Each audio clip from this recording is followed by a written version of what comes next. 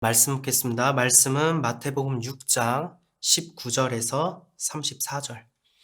신약성경 마태복음 6장 19절에서 34절까지의 말씀을 제가 봉독하도록 하겠습니다. 너희를 위하여 보물을 땅에 쌓아두지 말라. 거기는 좀과 동록이 해하며 도둑이 구멍을 뚫고 도둑질 하느니라. 오직 너희를 위하여 보물을 하늘에 쌓아두라. 거기는 좀이나 동록이 해하지 못하며 도둑이 구멍을 뚫지도 못하고 도둑질도 못하느니라. 내 보물 있는 그곳에는 내 마음도 있느니라.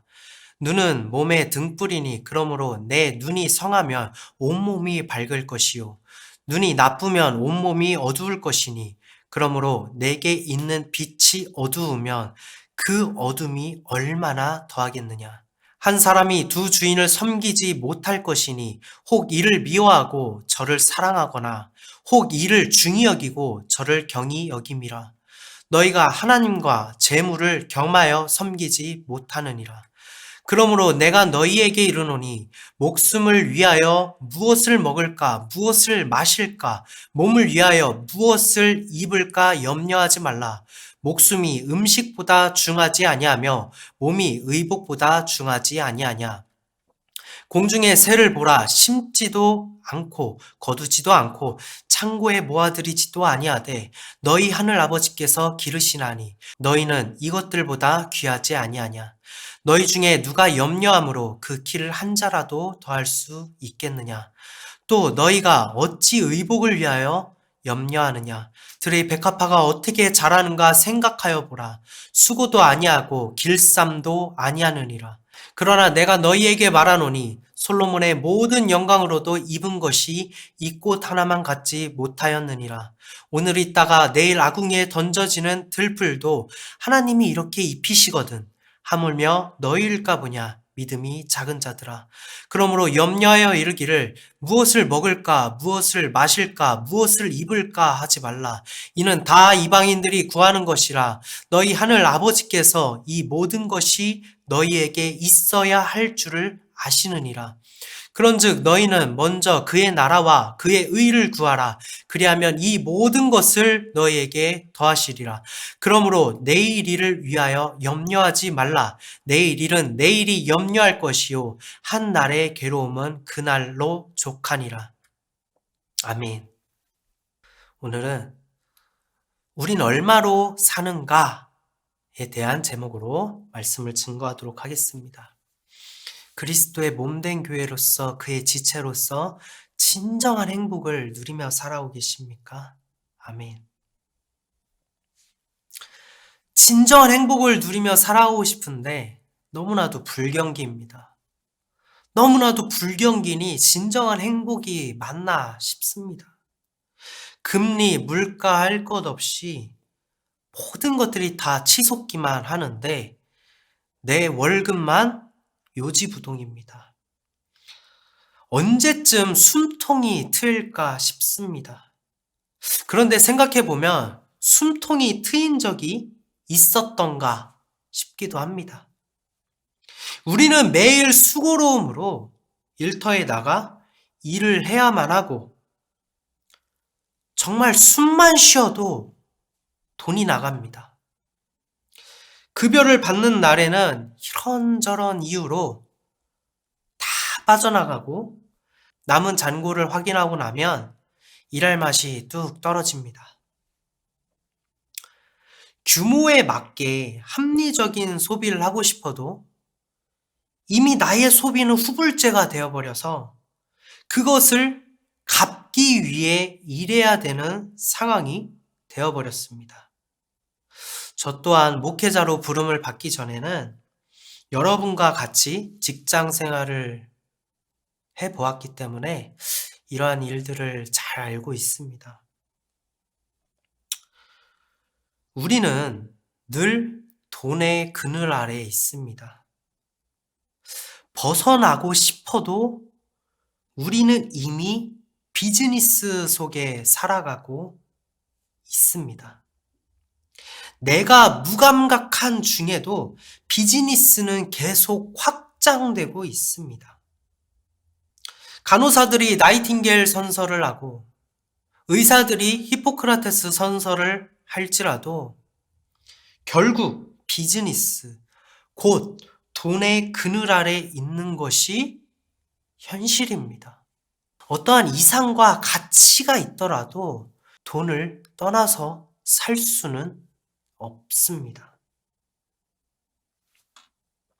내 보물이 있는 그곳에 내 마음도 있느니라.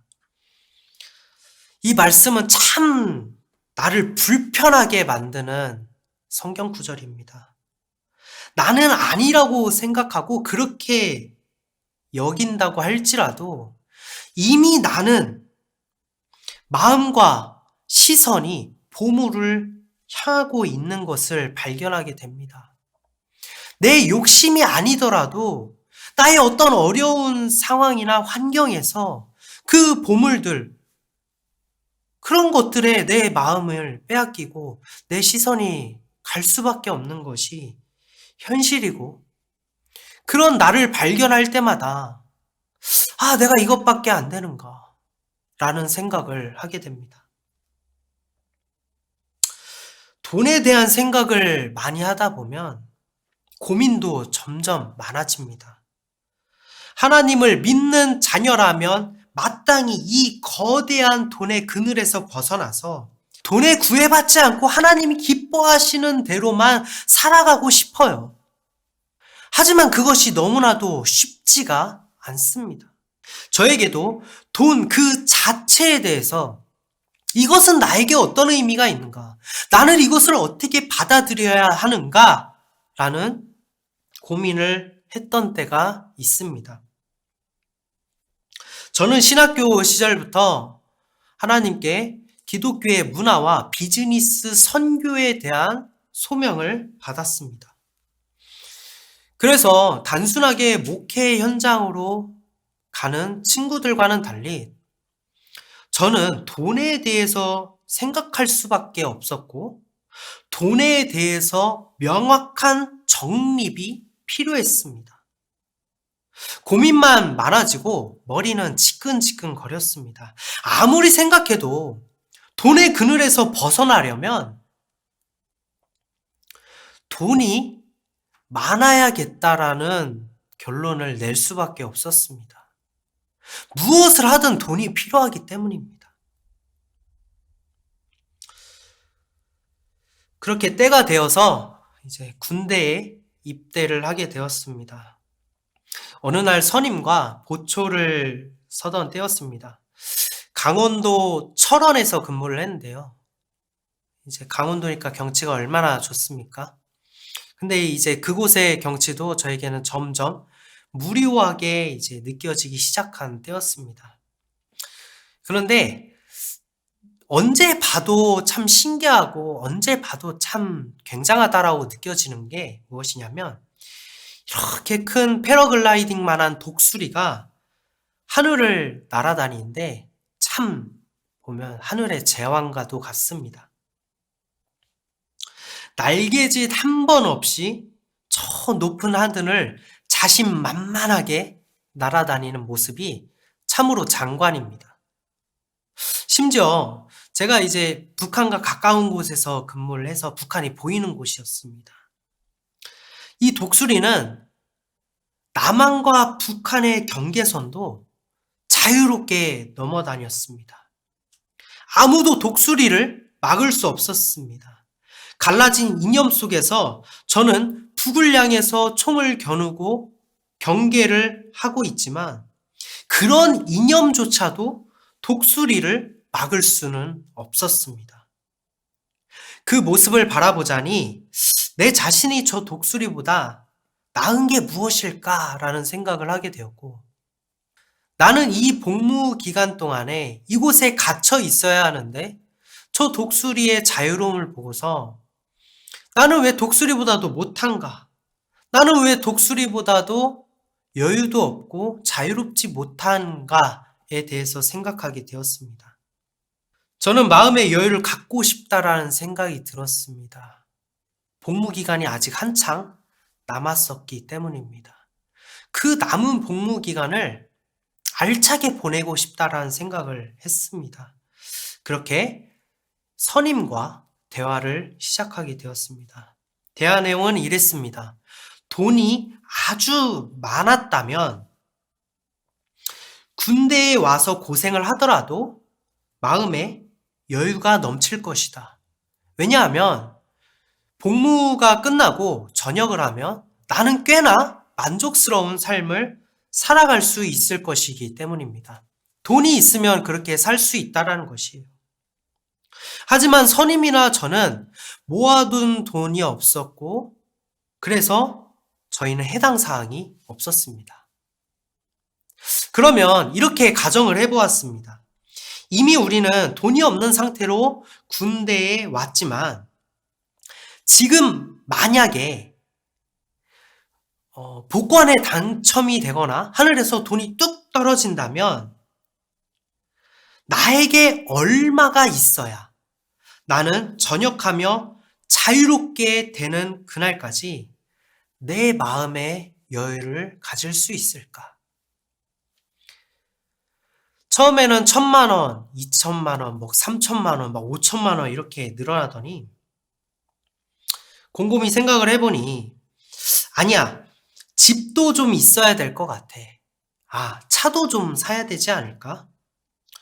나중에 결혼을 하면 자녀 교육비도 들어가고 경우에 따라서는 자녀를 유학에 보낼 수도 있으니 이 정도 돈이 필요할 것 같아. 그러고 보니 자녀뿐만이 아니라 나와 사랑하는 아내가 살아가려면 평생 동안에 살아갈 노후 자금도 필요할 거야. 그러면서 필요한 것들을 하나 둘 생각하게 되었습니다. 정말 끝도 없이 생각이 되더라고요. 그럴 때마다 금액도 점차 늘어나기 시작했습니다. 조금 대화를 해보니 금액은 50억까지 올라갔습니다. 지금 생각해보면 참으로 좀 안타까운 일입니다. 갓 20대의 순수함에서 많은 것들이 필요하다고 느껴지고 급기야 50억까지 이야기가 나오는 것을 보면 우린 여러모로 되돌아볼 필요가 있다라는 생각을 합니다. 아무튼 그런 돈이 지금 있다라고 생각하니 굉장히 만족스러웠었습니다. 군 생활이 아무리 힘들어도 나를 버티게 해줄 것 같았습니다. 나는 비로소 독수리만큼 여유롭다라고 느껴졌습니다. 아니요, 독수리보다도 오히려 더 값진 삶이 시작된 것처럼 느껴졌습니다. 그 이후에 그냥 잠깐 생각하고 마는 것이 아니라 저는 그 이후에 단 한 가지만 고민하게 되었습니다. 어떻게 하면 50억을 단번에 벌 수 있을까? 어떻게 하면 이 50억이 나에게 빨리 생겨서 나는 마음의 여유와 자유로움을 가질 수 있을까라는 생각을 하게 된 것입니다.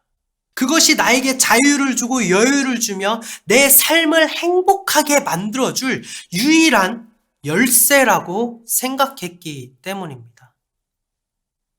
돈이 필요 없으신 분들 없잖아요. 그런 고민을 하다가 머리가 좀 아플 것 같으면 돈이 이미 생겼다 생각을 하고 그것을 쓸 생각을 했습니다. 인생에서 안락한 삶을 살아가는 나, 그리고 미래의 사랑하는 아내와 살아가는 나. 정말 부족함 없이 공급해 주어서 좋은 아빠라면서 내게 엄지척하는 그런 자식들의 모습, 효자라면서 나를 기뻐하실 부모님의 모습을 생각하니 이 돈을 가지면 정말 내 인생이 완벽하다라고 느껴지기 시작했습니다. 저에게 이러한 상상력이 있는 것 또한 저에게 달란트가 아닐까라는 생각도 하게 되었습니다. 그런데 어느 날 잠을 들기 전에 하나님께 기도드렸습니다. 제 삶과 제 생각과 모든 것들이 이 돈을 어떻게 하면 얻을 수 있을까라는 생각으로 머릿속에 가득 찼기 때문에 기도도 그런 기도를 하게 된 것입니다. 50억이 생기게 해달라고 저는 기도드렸습니다.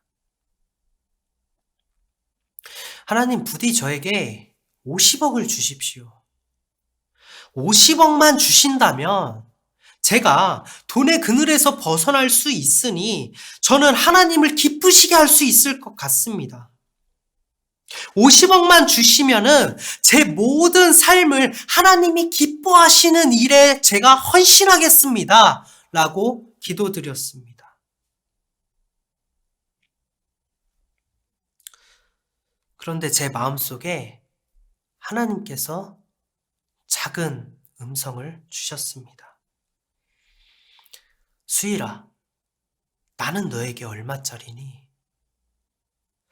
나는 너에게 얼마짜리이길래 나를 믿는다는 네가 지금 여유롭지 못하고 자유롭지 못하다라고 이야기하는 것이니? 성도 여러분, 하나님의 말씀을 마음에 새기시기 바랍니다. 25절에서 30절까지의 말씀입니다. 그러므로 내가 너희에게 이르노니 목숨을 위하여 무엇을 먹을까? 무엇을 마실까? 몸을 위하여 무엇을 입을까? 염려하지 말라. 목숨이 음식보다 중하지 아니하며 몸이 의복보다 중하지 아니하냐. 공중의 새를 보라. 심지도 않고 거두지도 않고 창고에 모아들이지도 아니하되 너희 하늘 아버지께서 기르시나니 너희는 이것들보다 귀하지 아니하냐. 너희 중에 누가 염려함으로 그 키를 한 자라도 더할 수 있겠느냐.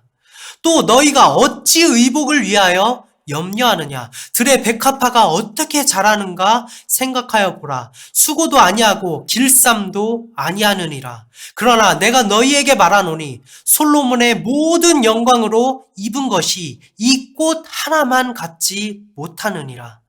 오늘 있다가 내일 아궁이에 던져지는 들풀도 하나님께서 이렇게 입히시거든. 하물며 너희일까 보냐. 믿음이 작은 자들아. 믿음이 작은 자들아. 저에게 있어서 하나님은 이 50억보다도 못했다는 것을 깨닫게 되었습니다. 50억이 줄 수 있는 행복을 하나님은 나에게 줄 수 없다라고 느껴진 것입니다. 말로는 잘했죠. 말로는 하나님이 최고죠. 말로는 하나님이 나의 인생의 전부죠. 말로는 하나님만 있다라면 나는 만족합니다라고 이야기하고 찬양하고 그런 기도를 드릴 때 우리는 눈물을 흘렸지만 정말 우리의 삶에 하나님은 나에게 어떤 가치가 있는지에 대해서 와닿았던 적이 있었는지 되돌아보게 되었습니다. 저는 그날 이불을 뒤집어 쓰고 펑펑 울었습니다.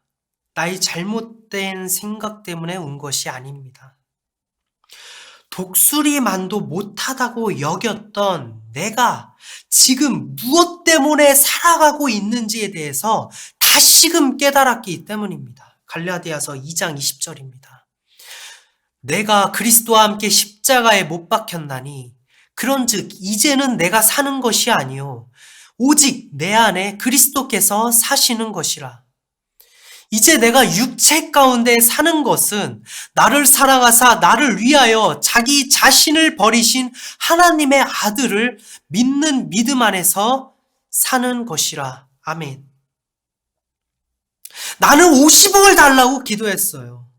50억을 주시면 하나님을 기쁘시게 하는 삶을 살아가겠다면서 하나님께 조건을 걸었었습니다.